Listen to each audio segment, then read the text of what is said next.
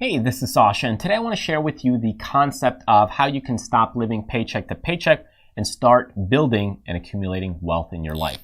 Now, in order to do this, we got a really complicated and hard formula that I need you to know and understand. And here's how the formula works. Okay, so basically the simple concept is, let me break it down. Income has got to be greater than your expenses. How difficult is that? So, in order to really achieve this, there's a couple of factors that you need to understand. Number one, stop trying to keep up with other people because that'll drive your expenses up. When expenses are up, you won't be able to go ahead and, survive. You won't be able to buy the things that you really want. Now, also, you have to take into account the natural cost of things because bread still costs, well, let's just say $5, whether you're making $1 million or you're making $50. So bread still costs the same. So if you can drive your income, that's great news. And if you can drive your expenses lower, well, that's also good news. So now when you have income working up and expenses working down, that's fantastic. So for many people, it's very difficult to drive up the income. And, that goes along with career planning, looking at building a business. There's a lot of strategies that I have in this channel, so be sure to check those videos out along with my Backstage Income website. But a few numbers I want to point out for you so that way you're really aware of it. Most people struggle with the expense part because they're not disciplined enough. And that's where I find a lot of trouble happens. And one of the quickest ways to go ahead and start increasing your total net worth or value. And I have some figures here for you.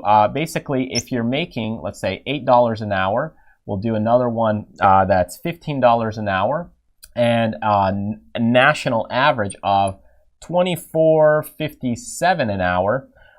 So if you're doing these kinds of things in 1 year, your total accumulation here would be $15,360. This one would be $28,800, and this one would be $47,184. So if you break this down and we go into, let's just say 20-year time frame, so let's just do 20 years right here. If we go into 20 years, this would be $307,200. This would be $577,600, and the last one would be $943,680.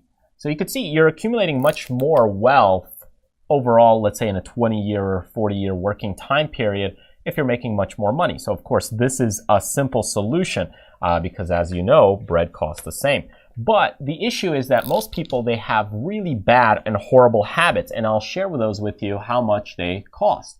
So the cost of, let's say, a cup of Starbucks coffee or coffee that you do for 20 years, 5 times a week, you're looking at going in and paying $20,000 for that habit. If you're interested in beer and alcohol, this is the average, by the way, $25,400 in 20 years. If you like soda, buying soda for your kids, you're going to look at also about $25,000. For television, cable TV, depending on if you're paying $90 to $100 a month, you're looking at about $23,660 over that 20-year period. If we go further into lottery tickets, okay, this will cost you about $16,000 for 20 years. And smoking.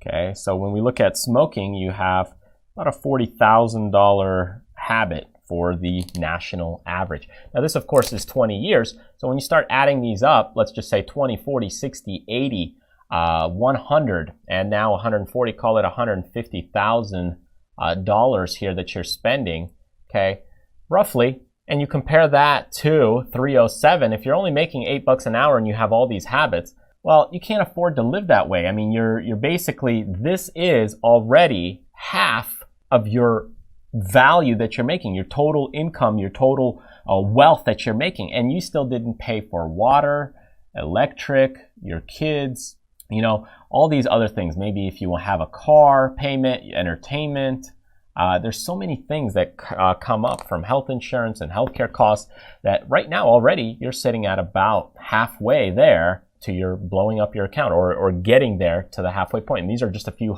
habits that you right away could, let's just say you cut off your TV and you go outside and play. You don't do soda, you drink water instead of the beer, the same thing, or alcohol. Instead of coffee at a $3-4 per cup place, you go ahead and make them yourself for 20 to 60 cents. Smoking, the same thing, and lottery tickets. So all these things start creeping up with the expenses. So if you have any of these that are not that valuable to you, or you don't find enjoyable, then cut them out and you see how much value you can add to your total wealth over time, because you could take that money and put it into something else. Now, if you really enjoy something, let's just say you really love that coffee or you love that beer and it just makes you feel good, the whole point behind money is to, enjoy life, make the most of it. So if you love something, there's nothing wrong with going out and, let's just say you have a beer once in a while or a coffee here and there. And that's fine. You don't have to drop all of these habits. I'm not saying totally live your life in a shoebox without doing or buying anything. But what I'm saying is recognize the amount of value or the amount of dollars you're spending on those habits over the lifetime, especially based on your earnings potential or earnings power. Because if you're over here making $24 an hour, in that case, these habits are still going to be costing you the same amount, and it doesn't impact your life as much because you're making over a 20-year period almost $1 million. Whereas here, it's only costing you about $150,000 to keep these habits up.